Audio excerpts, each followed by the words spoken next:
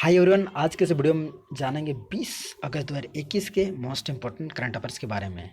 और इस current affairs का पीडीएफ यदि आपको चाहिए तो नीचे डिस्क्रिप्शन लिंक दिया है, वहाँ से डाउनलोड कर सकते हो। पहला प्रश्न है, किस राज्य राज्य किस राज्य सरकार 10 और वर्षों के लिए भारतीय हॉकी टीम को प्रायोजित करेगी? तो इसका सही आंसर है ओडिशा सरकार करेगी 10 और वर्षों के लिए भारतीय हॉकी टीम को प्रायोजित। ओडिशा के वर्तमान सीएम नवीन पटनायक ने घोषणा की है कि 2023 में मौजूदा प्रायोजन समाप्त होने के बाद ओडिशा सरकार 10 और वर्षों के लिए भारतीय हॉकी टीम को प्रायोजित करेगी। नवीन पटनायक ने टोक्यो ओलंपिक में प्रत्येक हॉकी खिलाड़ी को 10 लाख रुपए दिए जाने की घोषणा की है। बात करते हैं ओडिशा की, जिसकी राजधानी कहाँ है? भुवनेश्वर है, जो महानदी किनारे बसी है। और वर्तमान समय में सीएम है नवीन पटनायक, बीजू जनता दल पार्टी से बिलोंग करते हैं। गवर्नर है गणेशी लाल। और भितरकनिका नेशनल पार्क ओडिशा राज्य में स्थित है। और इस प्रश्न का सही आंसर है ओडिशा, यानी ऑप्शन इसका ए सही उत्तर है। नेक्स्ट प्रश्न है, हर साल विश्व मानवतावादी दिवस कब मनाया जाता है? World humanitarian day. तो इसका सही उत्तर है 19 अगस्त को प्रतिवर्ष मनाया जाता है विश्व मानवतावादी दिवस। और 2021 की थीम आपको याद रखना है, इसकी थीम है 2021 में द ह्यूमन रेस। 2021 की थीम है मानवीय कर्मियों और उन श्रमिकों को श्रद्धांजलि देने के लिए इस दिवस को मनाया जाता है हर साल, विश्व मानवतावादी दिवस। 2021 में इसकी थीम है द ह्यूमन रेस। नेक्स्ट प्रश्न है, ब्रिक्स उद्योग मंत्रियों की 5वीं बैठक की अध्यक्षता किसने किया? तो सही उत्तर है इसका है भारत के वाणिज्य और उद्योग मंत्री पीयूष गोयल ने इसकी अध्यक्षता की। ब्रिक्स उद्योग मंत्रियों की 5वीं बैठक की अध्यक्षता की पीयूष गोयल ने। ऑप्शन ए इसका सही उत्तर है। भारत ने अपनी अध्यक्षता के लिए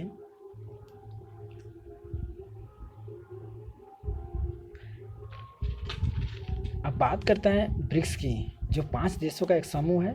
इसकी स्थापना साल 2006 में की गई थी। साउथ अफ्रीका जो 2010 में इस ग्रुप को ज्वाइन किया था। इससे पहले 4 ही कंट्री इसमें थे इस ग्रुप में। ब्राज़ील था, रसिया था, इंडिया और चाइना। और 2010 में जुड़ा है साउथ अफ्रीका, तब से ये बन गया है ब्रिक्स। और ये 5 देशों का समूह है। नेक्स्ट प्रश्न है, एमवे ने किसे अपना ब्रांड एम्बेसडर बनाया? तो इसका सही उत्तर होगा वेट लिफ्टर हैं, भारतीय वेट लिफ्टर मीराबाई चानू, जो रिसेंटली टोक्यो ओलंपिक में 49 केजी कैटेगरी में सिल्वर मेडल इन्होंने जीता था। मीराबाई चानू ने मणिपुर राज्य से बिलोंग करती हैं। मीराबाई चानू वेट लिफ्टर हैं और एमवे ने इन्हें अपना ब्रांड एम्बेसडर बनाया, मीराबाई चानू को। एमवे एक डायरेक्ट सेलिंग एफएमसीजी फर्म है। मीराबाई चानू ने टोक्यो ओलंपिक में महिलाओं के, तो आपको बता दिया हूँ कि सिल्वर मेडल इन्होंने जीता है, मणिपुर राज्य से हैं। और इन्हें रिसेंटली में जब टोक्यो ओलंपिक में बेहतर प्रदर्शन को देखते हुए मणिपुर सरकार ने इन्हें राज्य में डीएसपी पद में नियुक्त किया है, मीराबाई चानू को। टोक्यो ओलंपिक 2020 का आयोजन 23 जुलाई से लेकर 8 अगस्त 2021 तक किया गया। और मेडल टैली में बात करें तो पहले स्थान पर अमेरिका रहा, दूसरे स्थान पर चाइना रहा और तीसरे स्थान पर जापान रहा। और अपना देश भारत जो कि 48वें स्थान पर रहा, टोटल 7 मेडल के साथ है। और 7 मेडल में शामिल था एक गोल्ड मेडल, जिसने मतलब 7 गोल्ड मेडल किसने दिलाया? तो नीरज चोपड़ा, जो कि भाला फेंक इवेंट में दिलाया। वहीं सिल्वर मेडल दिलाया मीराबाई चानू और रवि दहिया, जो कि पहलवान हैं, दोनों ने दिलाया है सिल्वर मेडल। वहीं 4 ब्रॉन्ज मेडल भारत ने जीते हैं। कुल 7 मेडल भारत ने जीते हैं टोक्यो ओलंपिक में। नेक्स्ट प्रश्न है विश्व एथलेटिक्स चैंपियनशिप अंडर 20 यू से यहाँ पर अंडर होता है 20 कहाँ शुरू हुआ, तो इसका सही उत्तर है केन्या के नैरोबी शहर में हुआ है। इनफैक्ट केन्या की राजधानी है नैरोबी, यहीं शुरू हुआ है विश्व एथलेटिक्स अंडर 20 चैंपियनशिप 2021। इसका आयोजन 17 अगस्त 2021 से 22 अगस्त 2021 तक किया जाएगा। 17 से लेकर 22 तक 2021 अगस्त तक। केन्या की राजधानी नैरोबी है। करेंसी है केनियन शिलिंग। वर्तमान में प्रेसिडेंट है उहुरु केन्याटा। नेक्स्ट प्रश्न है किस देश के प्रधानमंत्री मुहिद्दीन यासीन ने इस्तीफा दे दिया है, तो किसने रिजाइन दिया है पीएम पोस्ट से, किस देश के प्रधानमंत्री हैं, तो सही उत्तर है इसका है मलेशिया के प्रधानमंत्री हैं मुहिद्दीन यासीन, जिन्होंने पीएम पद से इस्तीफा दिया है। ऑप्शन इसका ए बिल्कुल सही उत्तर है। मलेशिया की राजधानी है कुआलालंपुर और मुद्रा है मलेशियाई रिंगित। नेक्स्ट प्रश्न है अगस्त 2021 में भारत और वियतनाम के नौसेनाओं ने द्विपक्षीय समुद्री अभ्यास कहाँ किया, तो इसका समुद्री अभ्यास का आयोजन कहाँ किया गया था, तो दक्षिण चीन सागर में इसका आयोजन किया गया था। भारतीय नौसेना और वियतनाम के नौसेनाओं के बीच द्विपक्षीय समुद्री अभ्यास दक्षिण चीन सागर में किया गया अगस्त 2021 में। दोनों देशों के बीच रक्षा संबंध को और अधिक मजबूत बनाने और चीन के दक्षिण चीन सागर में विस्तारवाद को देखते हुए भारत और वियतनाम देश के नौसेनाओं ने द्विपक्षीय समुद्री अभ्यास अगस्त 2021 में किया। वियतनाम जो कि एक एशियन कंट्री है जिसकी राजधानी हनोई है। मुद्रा है वियतनामी डोंग। प्रेसिडेंट है गुयन जुआन कुक। वहीं बात करें भारतीय नौसेना की, जिसकी स्थापना 26 जनवरी 1950 में की गई थी। हेडक्वार्टर न्यू दिल्ली में स्थित है। वर्तमान में भारतीय नौसेना के प्रमुख है एडमिरल करमबीर सिंह। नेक्स्ट प्रश्न है केरल एडवेंचर टूरिज्म के ब्रांड एम्बेसडर किसे नियुक्त किया गया है, तो इस क्वेश्चन का सही उत्तर आपका होगा ऑप्शन बी PR श्रीजेश, जो कि कौन है, तो भारतीय हॉकी टीम के खिलाड़ी हैं और ये भारतीय हॉकी टीम में गोलकीपर हैं PR श्रीजेश। इनका पूरा नाम है परटू रावेंद्र श्रीजेश।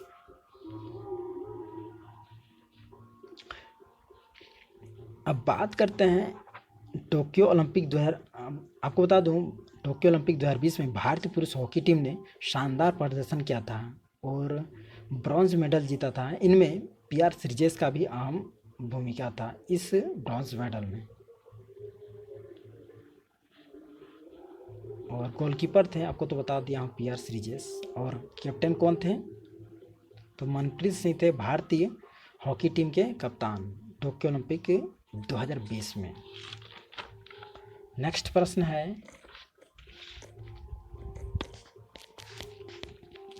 ऋणदाताओं द्वारा अनुपालन को मजबूत करने के लिए प्रिज्म, जिसका फुल फॉर्म होता है platform for regulated interiors supervision and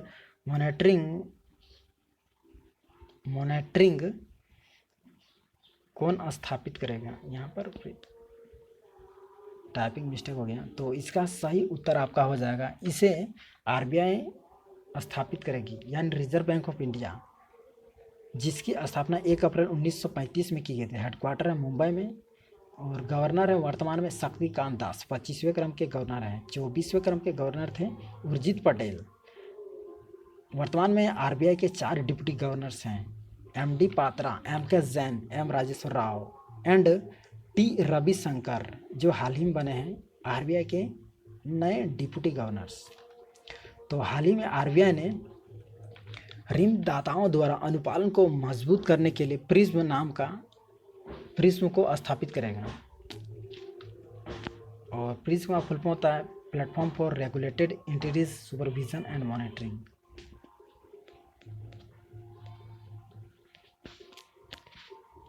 option इसका बी सही उत्तर है। नेक्स्ट है सीडीएस। भारत के पहले सीडीएस कौन है? तो जनरल बिपिन रावत हैं। क्वेश्चन है सीडीएस जनरल बिपिन रावत ने ऑपरेशन खुखरी नामक पुस्तक को जारी किया। इस पुस्तक के लेखक कौन है? मोस्ट इम्पोर्टेंट क्वेश्चन है। तो इसका सही उत्तर है, इस पुस्तक के लेखक हैं राजपाल पुनिया और दामिनी पुनिया, यानी दोनों ने मिलकर इस पुस्तक को लिखा है, खुखरी ऑपरेशन नामक पुस्तक को, जिसे लॉन्च किया किसने, जारी किया है सीडीएस जनरल बिपिन रावत ने। देश के पहले सीडीएस हैं जनरल बिपिन रावत। इसका ऑप्शन सी सही उत्तर है, क्योंकि ऑप्शन ए और बी दोनों करेक्ट हैं। राजपाल पुनिया और दामिनी पुनिया ऑपरेशन खुखरी नामक पुस्तक के लेखक हैं।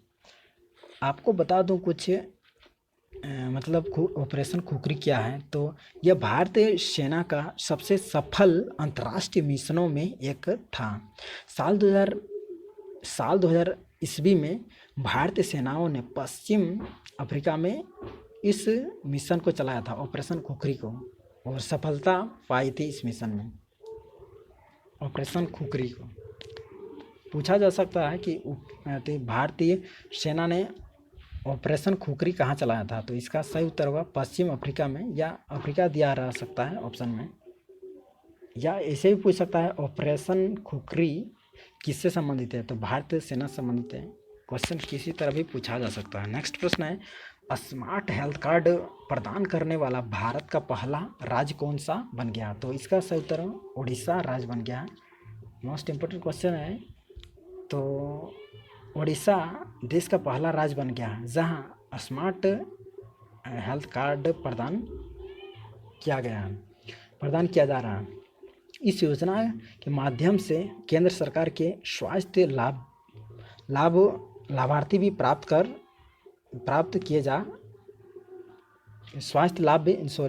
इस योजना के माध्यम से केंद्र सरकार के स्वास्थ्य लाभ भी प्राप्त किए जा सकते हैं, मतलब दोनों कर सकते हैं, उड़ीसा के भी और केंद्र सरकार के स्वास्थ्य लाभ भी प्राप्त कर सकते हैं। इसमें महिला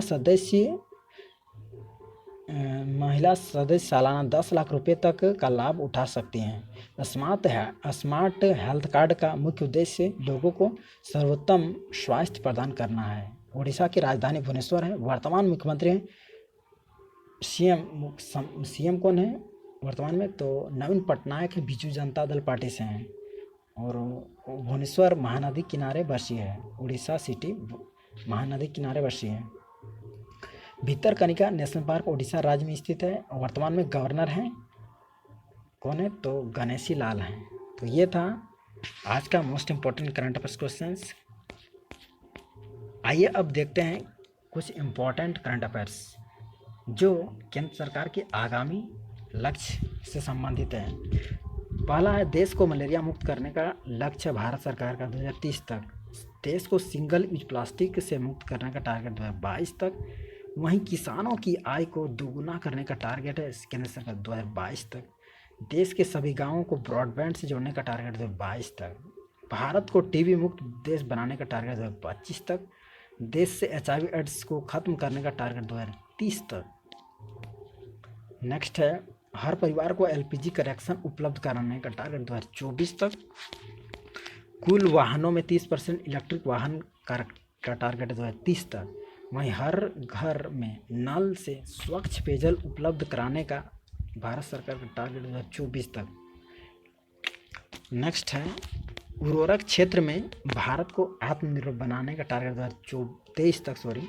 वहीं पेट्रोल में 10% एथेनॉल मिक्स करने का टारगेट 2022 तक। वहीं पेट्रोल में 20% एथेनॉल मिक्स करने का टारगेट 2030 तक। वहीं हर परिवार को पक्का मकान यानी घर देने का टारगेट 2022 तक। नेक्स्ट है, डिजिटल रेडियो को लॉन्च करने का टारगेट 2024 तक। वहीं बजट 2020-21 के तहत देश में 100 नए एयरपोर्ट बनाने का टारगेट है केंद्र सरकार 2025 तक है। तो ये था कुछ केंद्र सरकार के इम्पॉर्टेंट टारगेट्स, आगामी टारगेट्स। Thanks for watching. जय हिंद, वंदे मातरम।